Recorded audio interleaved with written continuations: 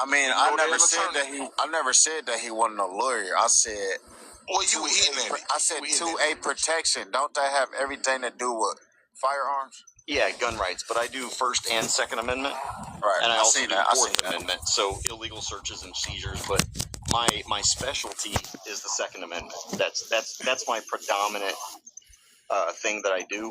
I helped write a lot of Texas gun laws, and that's my main. If there's anything having to do with guns, I'm your guy.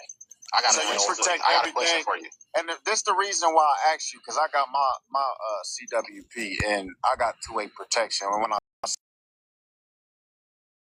that's why I asked you that. So you basically specialize in the gun laws in Texas. Well, not just that, but self-defense as a whole. I mean, I'm a self-defense attorney. A lot of my clients on the criminal side used a weapon in self-defense and then got charged with a crime. Right. And I defend people who use lawful self-defense. If Carmelo came to me, I would not defend Carmelo because it wasn't lawful self-defense. Right. I get you on that. Damn, that was simple. No. Right, I get that. So, how do you feel about Donald Trump? I think it's US 925C. Shut up. We ain't talking about Donald Trump. No, that's a fact. What's the mean? It's what's not the even mean about when that. It's something to do with your Second Amendment. Probationary status. What does that mean? Okay, I'm glad you asked that question because I'll talk to you guys, and hopefully the people listening in and recording that don't like me will learn something today. So I've only been an attorney for 3 years. Like I said, I'm a 21-year retired special agent, and I worked in counterintelligence. So I've been in law enforcement my entire career. When just before I retired, I got arrested for carrying my firearm legally. Went through a long, drawn-out case, ended up getting convicted after they changed the charges 3 times. So I've got a conviction on my record for a Class B misdemeanor. Then I go to law school because I got fed up. I've actually got 5 arrests under my belt. Only 1 conviction, but 5 arrests. That's why I decided to go to law school, because I got tired of being falsely arrested. So when I applied to become an attorney, the Board of Law Examiners, which is an organization that needs to be completely abolished because it's incredibly biased, and I can't stand it. I look forward to having it abolished. They looked at my history and go, "Oh, wait a minute. You know, you're kind of a loose cannon. We need to monitor you for a little while before we take you off this probation." Let me tell you what my probationary said. Loose cannon is the word that they use. Right, because you gotta pass that good moral and faith requirement, yes. Some shit like that, right? Well, and that's why they think, because of my past as an activist, they think that I'm not going to act right in court. I've got 3 personalities. I've got the guy that you're going to meet in person. I've got the guy you're going to see in the courtroom. And then I've got the guy on social media, which is a huge troll, who makes fun of everybody, who pisses off everybody. Hold on, because I know a CJ that can piss me off. So all of your arrests were all because you were an activist? Yeah. Hold on. 1 minute, y'all. I got a CJ that be pissing me off that I be blocking. Is that you? Or this your only page? Oh, no, I only have Texas 2A attorney, but okay, yeah, that ain't you.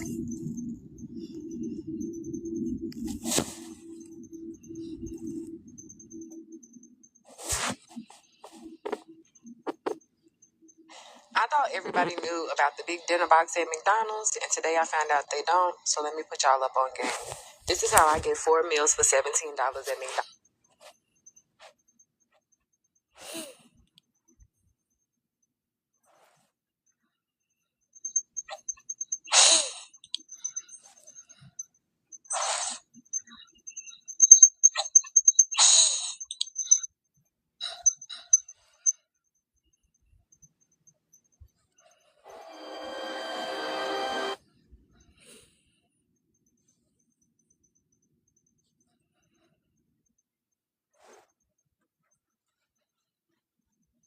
make sure that you're going to take care of your client, that you're not going to piss off the judges, that you're not going to violate the rules of ethics. So I am not on probationary status because I was arrested, because I violated some rule of ethics, because I do drugs, because I've been sanctioned. It's simply because of everything in my past before I became an attorney. So before you became attorney, you had 5 arrests because you couldn't control your hormones, emotions, whatever you want to call it. No. You're still on social media, still trolling, so you haven't learned your lesson, and you're still in probation now. Absolutely wrong. No, the reason I got arrested was because I refused to follow unlawful orders by cops who have an attitude. So you can't protect yourself against simple matters 5 times, but you're trying to be a lawyer for people who are going to get serious problems with actual cops who always seem to win. The cops haven't won against me yet. You also haven't tried even your first case because you're still on probation, right? No, I've been trying cases. I try cases every week. I've got 3 trials. In your probationary period? My probationary status doesn't prevent me from... I own my own law firm. I do everything any other attorney does. I'm just on probation. You're not a full lawyer, but you're a lawyer. So you are. So you do have your license, and the probationary part is just what? What does that mean? The probationary is just that I have to have a mentor attorney that every quarter I've got to fill out a little questionnaire saying that I haven't violated any rules of ethics. That's it. That's the only thing about probation is just that I have to have. It's an ankle monitor for lawyers. So kind of. I've got a mentor attorney that I've got to report to. You know what? All right. Go ahead, Ernst. All yours. They want to know about we already know what it is. You were talking about hanging swatters. No, never said that. Huh? Oh, swatters. I'm sorry. Yes. Go ahead. They want to know what you was, I don't know. They want to know about his tweets about people being hanged. He was talking about the swatters being hung. We already don't talk about that. They said... Yeah, it was. Why y'all keep comment?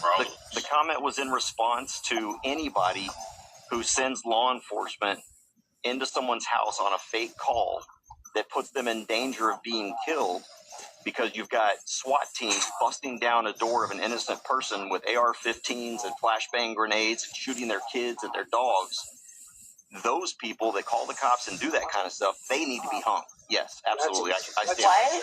That's exactly what I said. But again, this guy out here who's been coming after CJ only snipped, like I said, he only snipped the very bottom piece right here to paint it off as it was being racist versus showing the entire text. Am I the only one hearing this? Am I the only one? Are we? If I'm the only one? I'm the only one. Oh my God, I can't hear this. I heard exactly what you said, but what I want to do is, I don't know if y'all want to address that. There's nothing racist about it. I don't care if you're My bad. I had to turn my phone down. What happened? What I missed what P said. What she say? Hold up, let Kate finish. Go ahead, my bad. I said I don't know if they want to address that. I heard it when they read it, but I wanted, since we have an attorney up here, I wanted to talk about the case. But y'all can go ahead and address that, I guess. And then I want to ask them about the questions about the Carmelo case. But if y'all want to address that, go ahead. I mean, shit. I don't see nothing wrong with it, to tell you the truth. What? His comments? Yeah, that comment, I don't see nothing wrong with it. Ain't like he's talking about everything wrong with it. So what you see wrong with it, Rich? Texas. So why do you feel like it's okay to conduct yourself in such manner in front of a public audience? You said that people should be hung from the light post in Times Square. Yeah, Times Square. Not what it said. It says town, not time. I said town. I did say town. This time I said town. Either or, it don't matter. Why do you feel like that, my guy?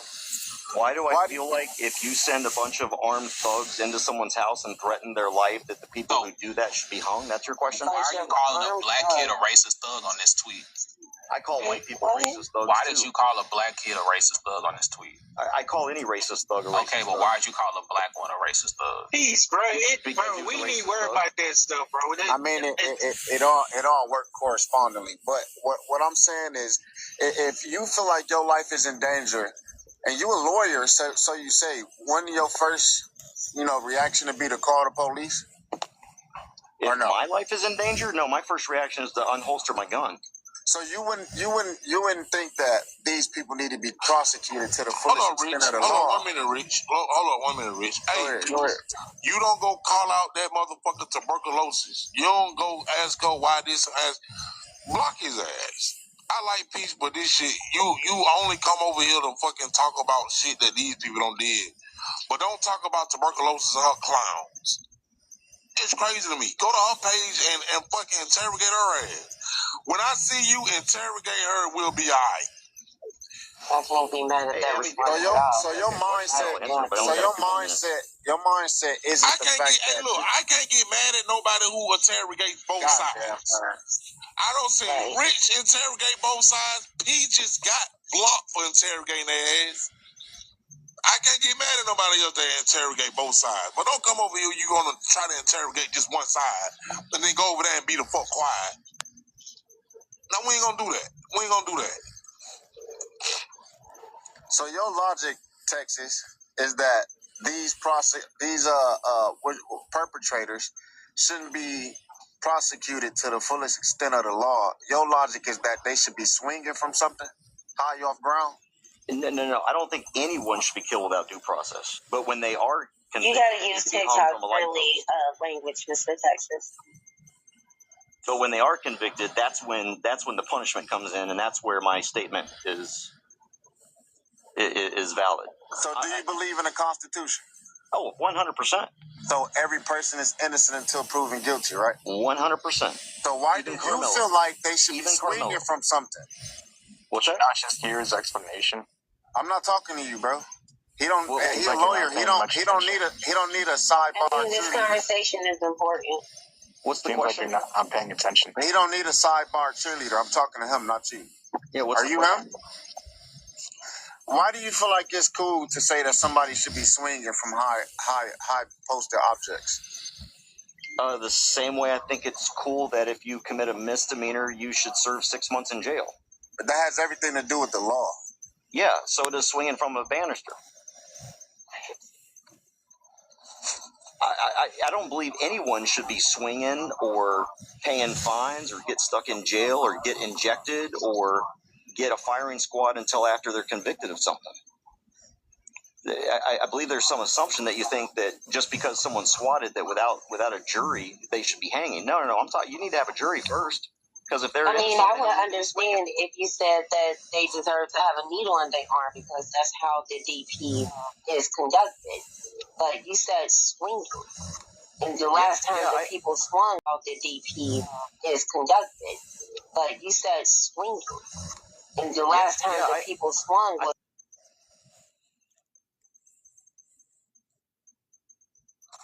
You said I think we're too easy on those people. Yeah, people who commit those kinds of crimes. What kinds of crimes? Say again? You mean he crimes? He said he didn't directly say that towards black people. He said anybody who created crime. Yeah, it doesn't have anything to do with race. I will tell you right now, it's liberal white people who do the most swatting. So whether, and I guess, I'm sorry, I don't speak black and white, so when you said that, I didn't care. When you're stating this thing about hanging from something, you're speaking about life, period. No matter what the crime is, the reason why DP isn't offered in every state, because not everybody deserves that a crime deserves another life. A life for a life is not always the answer. So that's why they have life sentences. But you as a lawyer who's supposed to be a pillar is sitting here saying that because you do such harsh crimes that you deserve DP, not even DP, but to hang from a post. Yeah, I'm just saying, I'm not telling anybody who to be. I'm just saying that as a lawyer, just like, you know, how they put preachers, pastors, and all those people on pedestals, lawyers is right up there, too, with police officers and firemen. I think you're wrong in putting lawyers I don't think that's a fact to put a lawyer. Yeah, they ain't got to be on. Lawyers can't. They are up there. They are up there in that pay grade. Hold on. The weapons people. They higher than a fucking officer, but you can't put them on the same level as an officer. An officer is held to a higher standard because they can legally carry and kill. They don't have the same job description, but their importance is equal. Rich, Trump is the president, and he still hadn't got impeached, and nobody thought this dude would be president. Like, what's that got to do with it? She ain't say president. Yeah, we talking about an attorney. I want a badass attorney versus somebody who all Christian-y and shit and all that. Come on, man. I mean, you've been saying some weird shit lately. You're talking about the picture, your profile picture. I get it. People didn't like how it sounded. I don't know. But no, it definitely sounds fucked up, and especially when you leave that kind of stuff on the internet. It got a digital footprint, and for people, you leaving opportunities for people to run with their own narratives, and it's in black and white. You said what you said. Yeah, I said what I said. So you can't be mad when somebody has an opinion for something you posted on a public platform. I'm not mad at all, and I don't take it back. No, I didn't say you were. We have an attorney up here now because we don't really get official attorneys. We get the guy that left a little while ago. What was you going to ask Texas? What was you going to ask Texas?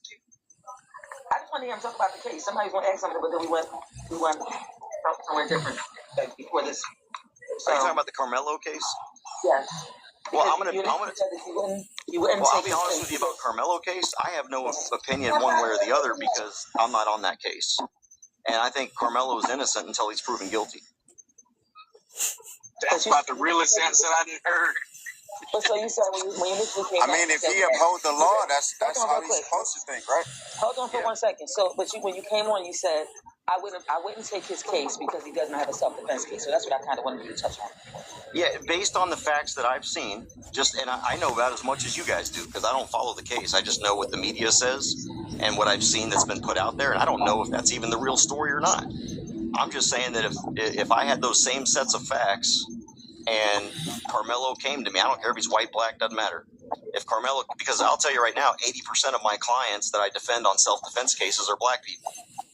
So, but I would tell you that I would not take that case based on those facts. Now, here's what I would do is if somebody was like, look, man, I screwed up. I panicked, and maybe I don't have a self-defense case, but I would help the guy at least if there were some facts that led to it. I help a lot of people who are guilty, who they don't want it to ruin their entire lives, and I help them get a good deal. But I call my criminal side, I call it innocent defense, not criminal defense, because nobody's a criminal until you're convicted. Thank you. I argued that the other day. Have you ever had to defend somebody that you knew was guilty, and how did you handle it? The only truly guilty people that I've defended are mostly DUIs. And then I've got a couple drug cases right now that I've taken. And my goal is to keep these guys because they screwed up. They came from bad backgrounds, mostly inner city type stuff. And they're just trying to get their life back on the ground. And so I take the case because they're like, look, dude, just can you keep me out of jail? Help me get my life right. And not only do I help them by getting them a probation instead of a 20-year sentence, but I also get them into treatment programs. I help them get a job. I'm all about making the system work, not just. But I also think that people who kill other people or people who rape other people, I'm sorry, there's words on TikTok. I don't follow that stuff. But that's not true, bro. You got people that go to war for this country and have to unalive people that they don't want to. Yeah, but I mean, I'm just saying that it's a weird system, and my job is to help innocent people get clear of the charges against them. But if they're guilty and they come to me and they want help, they're trying to make their lives better and they just made a mistake, I'll help them too. But if you were Melo's lawyer in this situation with the evidence that you had, would either self-defense or MS be charges that you would be able to go try to get him off on? Not even get off. I do not have the facts. I'm not going to opine on that case. All I would tell you is from what I've read and what I've seen, I do not see a self-defense case. And I do self-defense every single day. That's all I do. I'm a Second Amendment attorney. I don't see it. Now there might be something that I don't know about. I haven't seen the video. But I've seen what different sides have said about the video, and it's all conflicting, so I can't rely on that because one side says this and one side says that. I haven't seen that. All I know is that from what I have read, based on the information that's been put out there, I don't see a self-defense case. What about MS? Texas, do you know COVID warrant with Warren and Healy? COVID warrant? COVID warrant with Warren and Healy? I do not know. Oh, okay. I was about to say, if you knew him, that's the fella that helped me beat my M Slaughter case. What about an MS? Do you see him having an MS case versus murder? M1. You know, I could see it, based on what I've seen. I don't necessarily think there's a murder case there. I do think there's probably some manslaughter. I just can't see again, I don't know. Just based on what I've read, if he's just reacting, I don't see where they can get him on murder. I can see likely either negligent or what do they call it? Manslaughter or negligent homicide. I've got a question since you're a two-way attorney. I don't know if you have any insights on this, but it seems like the deadly force definition in the penal code is a little broad, specifically where it says, here's the whole definition. It means force that is intended or known by the actor to cause when the manner of its use or intended use is capable of causing unaliving or serious bodily injury. Do you have any insights on what they could mean by capable? Because using the colloquial definition, it could really mean in any degree it can cause it. And I don't think Texas would really appreciate such a low bar for unaliving force. So when you use a device that is capable of serious bodily injury or death, like a knife or a firearm, or even like a baseball bat, there's a presumption that the person was going to use deadly force just by the fact that you have an object. So if those objects are used, there's already that presumption of deadly force. Absent those things, it's a very fact-dependent scenario where you've got to look at the surrounding circumstances, what was said, what was done.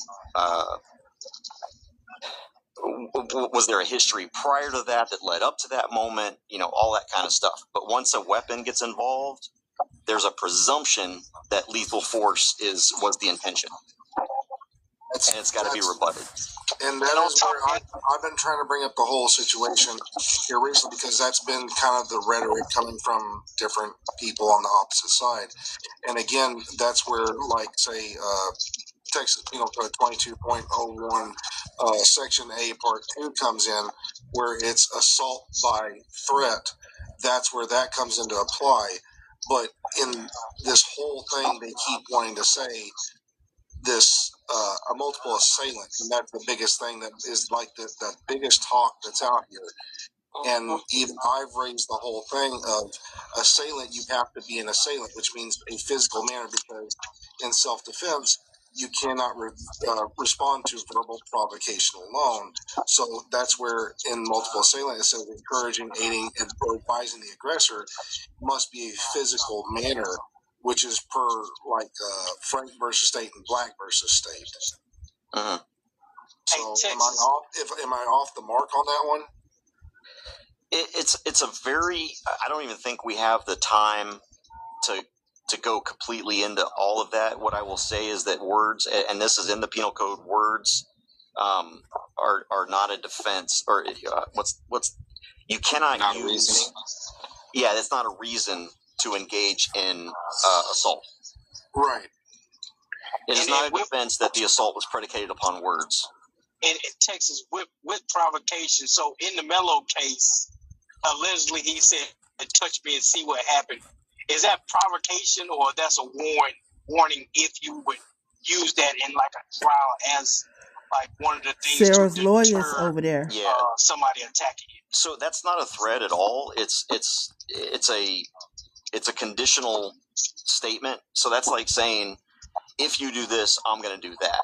So there's no threat there. And I don't want to get your live thrown off by giving you examples, but if you say, Go ahead. you come to my house, I'm going to do this, you can't call the police and say, oh, he just threatened to unalive me. Because it's a conditional thing. If you don't go to his house, guess what? Nothing happens. So if he's saying, touch me and see what happens, it's no different than saying, if you touch me, I will do this.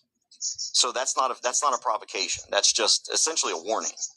So when he get touched, do he got a right to use deadly force? Not deadly force unless there is a threat of serious bodily injury or unaliving. But he doesn't have a right to use force once he's touched. Well, yeah, but that's not provocation. What you trying to say? Provocation is not just that though. Provocation, according to what Smith versus State, is really anything that will make the next person react. Right. Well, here's a good example I can probably use on TikTok is, for example, and what's your name? The gentleman just asked the question. Ernest. Public enemy number one. There you go. Let's do this. So let's say I say to enemy number one or Ernest, I say, Ernest, you know what? I'm about to beat your ass. That's not a threat. We're over the phone. I don't even know where you are. I'm nowhere nearby. It's not even provocation. It's just I'm going to beat your ass. Yeah, now, but that would be provocation. If you say I'm about to beat, your ass and I react to that, it's a form of provocation. I'm just trying to give you the legal doctrine.